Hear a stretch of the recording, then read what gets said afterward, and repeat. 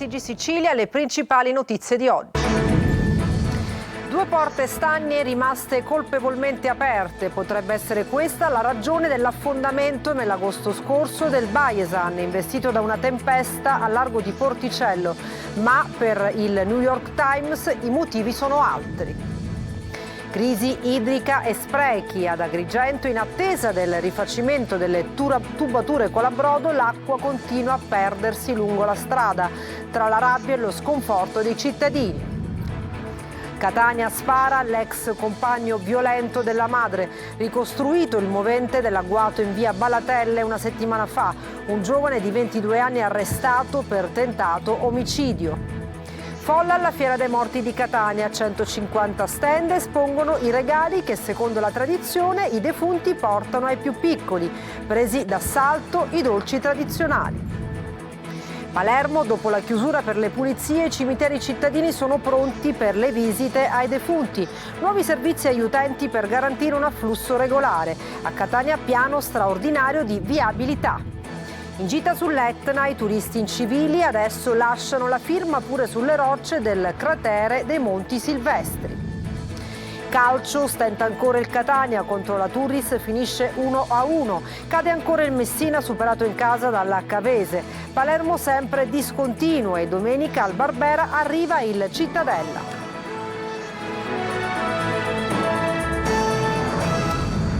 Dunque, 2 porte stagne rimaste colpevolmente aperte. Potrebbe essere questa, banalmente, la ragione dell'affondamento del Baiesan, secondo alcune ricostruzioni degli investigatori coordinati dalla Procura di Termini Imerese. Ma per il New York Times i motivi sono altri. Orazio Longo. Non dal portellone di poppa, perché quello era chiuso, lo aveva testimoniato con alcuni scatti anche il capitano della Baden-Powell che si trovava nelle vicinanze, ma 2 porte stagne lasciate colpevolmente aperte a poppa e al centro della nave. Potrebbe essere questa la causa dell'affondamento del Baisian, lo yacht da 40 milioni di euro inabissatosi ad agosto nelle acque di Porticello a Palermo, uccidendo 7 persone, tra cui il proprietario e magnate Mike Lynch e la figlia 18enne. Questa l'ipotesi a cui sarebbero arrivati gli inquirenti coordinati dalla Procura di Termini Imerese, come riporta il quotidiano La Repubblica. Secondo gli investigatori della Guardia Costiera, infatti, si prospetterebbe una responsabilità dell'equipaggio che non avrebbe avuto la prontezza di intervenire, seppur in una situazione al limite, con venti che andavano oltre i 120 km/h e il mare in tempesta.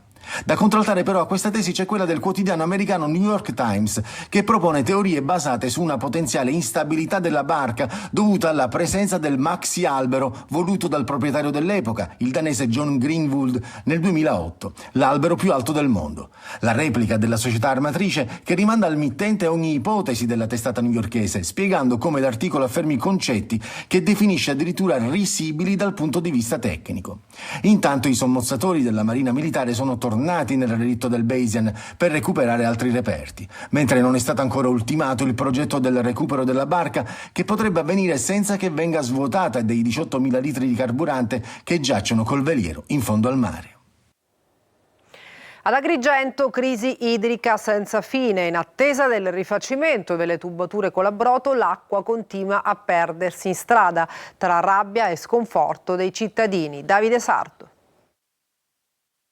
Ad Agrigento, nella popolosa frazione di Fontanelle, nonostante il nome del quartiere sollevi ottimismo, le fontanelle nelle case e nei locali commerciali sono a secco. I turni di distribuzione sono estenuanti e insopportabili per migliaia di famiglie. Le fontanelle invece sono in strada. Ecco il paradosso: ampia parte di quella poca acqua destinata a residenze e negozi si perde per strada, come testimoniato da queste immagini registrate in un condominio della via Alessio Di Giovanni, tra rabbia e rassegnazione.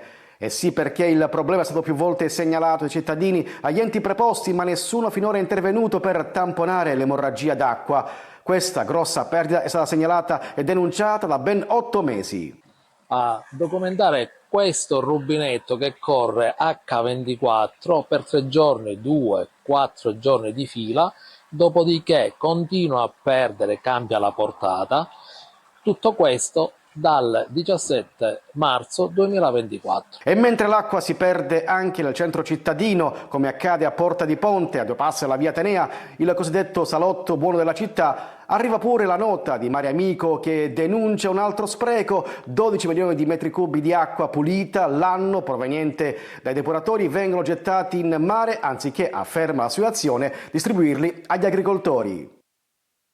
Incidente mortale a Siracusa, ha perso la vita un 19enne che viaggiava a bordo di una moto e ne avrebbe perso il controllo. Con lui viaggiava un amico che è rimasto ferito.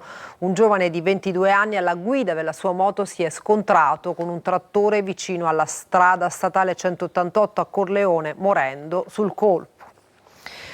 Catania spara all'ex compagno della madre, ricostruito il movente dell'agguato in via Ballatelle una settimana fa. Un giovane di 22 anni arrestato per tentato omicidio. Tonino De Mana. Ha sparato all'ex compagno della madre per proteggerla da continue liti ed episodi di violenza. È questo il movente che ha portato prima al fermo e poi all'arresto di Francesco Castorina, 22 anni, accusato di tentato omicidio. La squadra mobile, coordinata dalla Procura di Catania, ha chiuso il cerchio sul ferimento di un uomo di 53 anni avvenuto la sera del 24 ottobre scorso in via Ballatelle, nel popoloso quartiere di San Giovanni Galermo. A richiamare l'attenzione delle forze dell'ordine era stata una telefonata al numero unico di emergenza 112 che segnalava la presenza di un'auto con lo sportello lato guida aperto ed una persona sanguinante con ferite d'arma da fuoco al braccio sinistro. Mi hanno fatto una trappola per poi indicare la persona che ha imbracciato il fucile prima di essere sedato dal personale sanitario. Il racconto della vittima da un letto d'ospedale del Policlinico ha permesso agli investigatori di ricostruire tutta la vicenda, legata quindi a vecchi rancori e alla sfera personale dell'uomo. Al termine delle formalità di rito e dopo la convalida del GIP, Francesco Castorina è stato rinchiuso nel carcere di Piazza Lanza.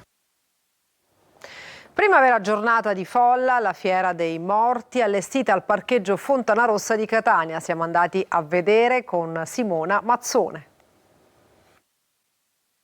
Accantonata la notte di Halloween, usanza celtica vissuta per lo più in America ma esportata ormai da tempo in Italia, tra dolcetti e scherzetti, balli e zucche intagliate, ci si concentra sulla più tipica delle tradizioni nostrane, la commemorazione dei defunti, che accompagna anche i più piccoli che ricevono doni dai cari estinti nella notte tra l'1 e il 2 novembre, occasione per sbizzarrirsi con regali e oggetti personali o casalinghi. È la cosiddetta Fiera dei Morti, allestita a Catania nel parcheggio Fontanarossa.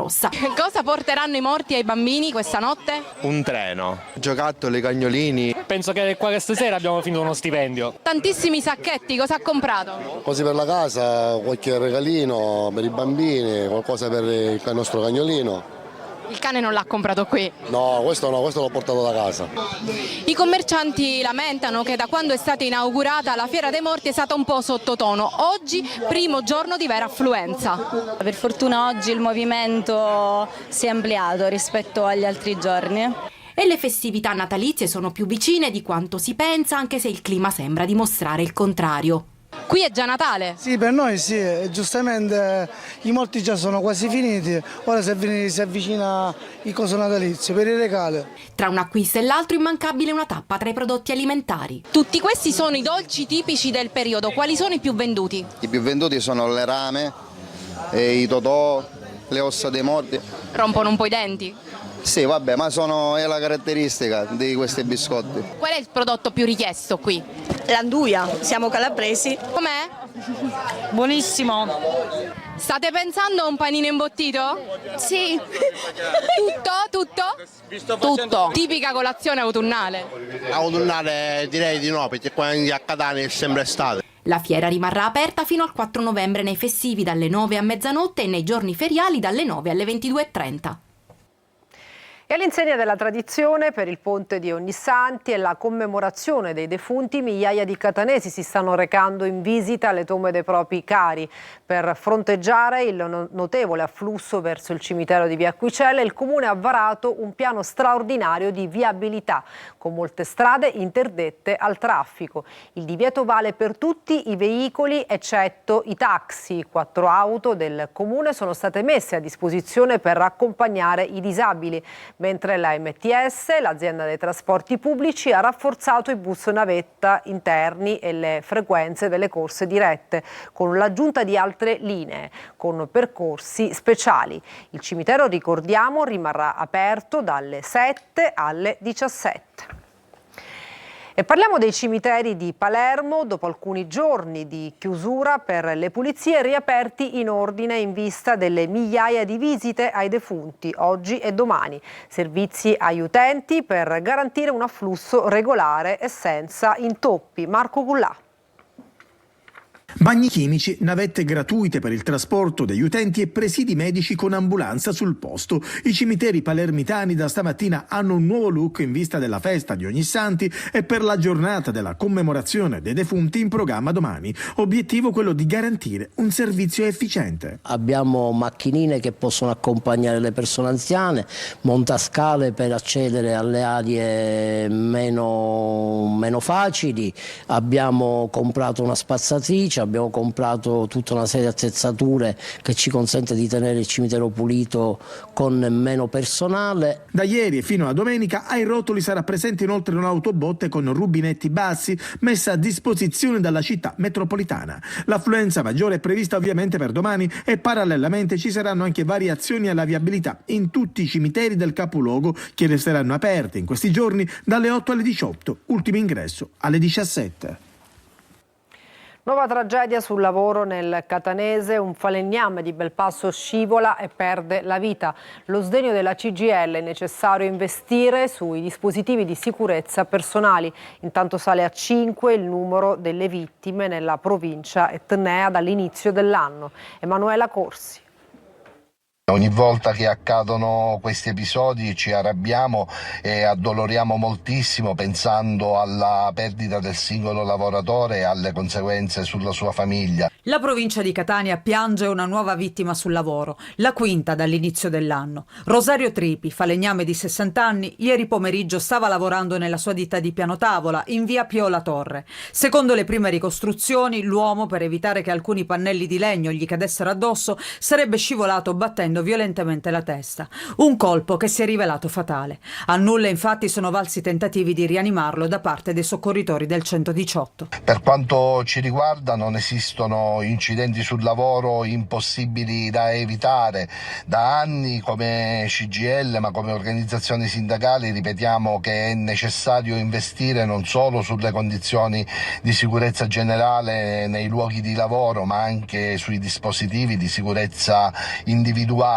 Investire politicamente sulla sicurezza è una priorità, è l'unico modo per consentire ai lavoratori di limitare i danni al massimo in caso di incidenti, ma per essere sicuri che questo accada i controlli devono aumentare, così come gli investimenti nella formazione. Tripi pochi giorni fa aveva festeggiato i suoi 60 anni. In questa foto lo vediamo elegante e sorridente davanti alla torta. Sui social il cordoglio di amici e conoscenti che lo ricordano come una persona per bene, un padre di famiglia, ma soprattutto un grande lavoratore. Etna, i crateri silvestri alle prese con i turisti maldestri che non perdono occasione per lasciare la propria firma sul vulcano. Gli operatori chiedono più controlli. Luca Ciliberti.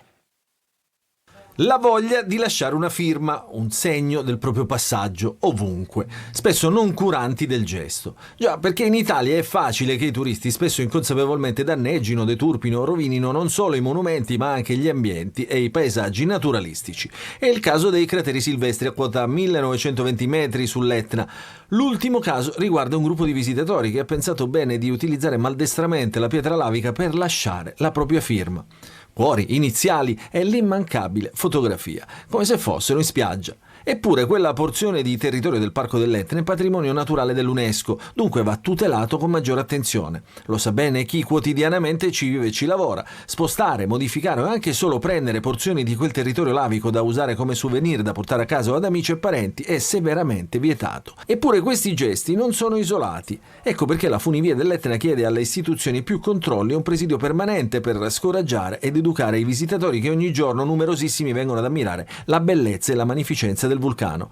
Oggi questo presidio di controllo viene svolto in maniera totalmente spontanea e volontaria dal personale dell'azienda che si occupa delle escursioni in cima e che ha la propria base operativa proprio a Etna Sud. La nostra missione è quella di far fruire al turista le bellezze del nostro territorio tutelandolo, spiega l'imprenditore russo Morosoli, che adesso non solo chiede controlli permanenti ma anche l'accesso regolamentato per proteggere l'Etna dai rischi di deturpazione e malcostume portati dall'uomo. Adesso ci fermiamo, tra poco un'ampia pagina sportiva, non mancate.